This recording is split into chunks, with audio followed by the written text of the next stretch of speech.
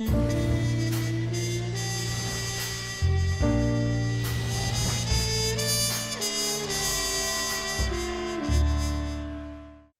is once again time for Noir Alley, coming to you from Bar 355 in Oakland, California.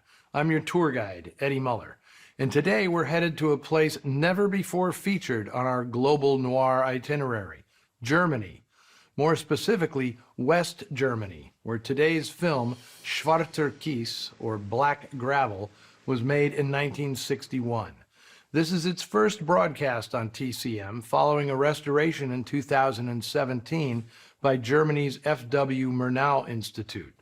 The dialogue is largely in German, but a fair amount of English is spoken as well, given that the story revolves around a U.S. Air Force base being expanded in the German countryside, a strategic point of defense in America's Cold War with the Soviet Union.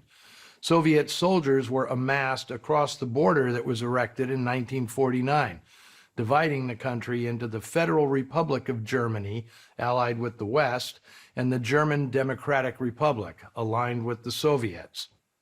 But like most noir stories with a political backdrop, the focus is less on geopolitics and clashing ideologies than on common people hustling to survive in the margins.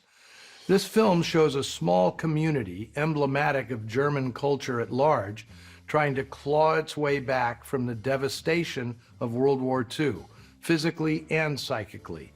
The town's existence depends on catering to the occupying army, and its economic survival, of course, includes gambling, prostitution, and the black market. Our protagonist is a truck driver, played by Helmut Wild, whose side hustle is selling gravel stolen from the Air Force construction site. The guy is a classic noir anti-hero with a compelling presence that reminds me of American actors like Richard Conte and John Hodiak. When he encounters an old flame now married to a U.S. officer, well, we've all seen enough noir to know where those rekindled sparks will lead, from bad to worse. And when I say worse, I am not kidding.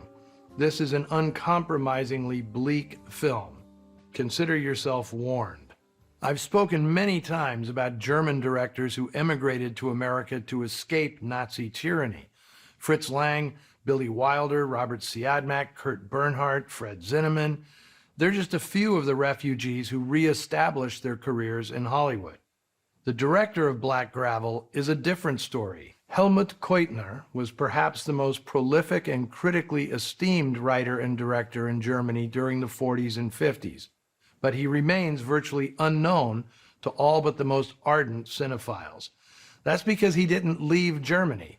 Keutner was largely apolitical and certainly not a Nazi collaborator, but he did work steadily in his homeland during Hitler's reign and afterwards, earning a reputation for sophisticated comedies and dramas.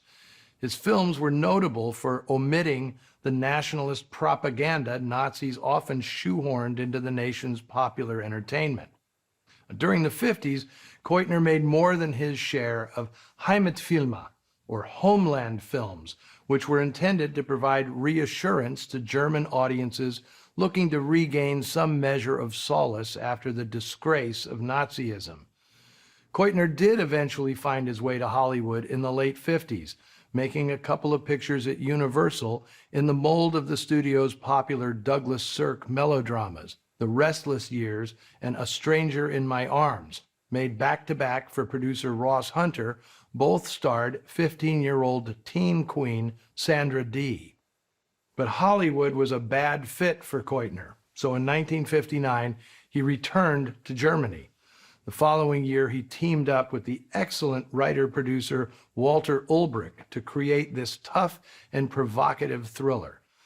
Unfortunately, the picture did not sit well with Keutner's countrymen, as I'll explain once we've watched it. This, my friends, is as far as you can get from a Sandra Dee teenage soap opera. It is bleak, brutal, and very adult. It is also a masterpiece. Here is Black Gravel.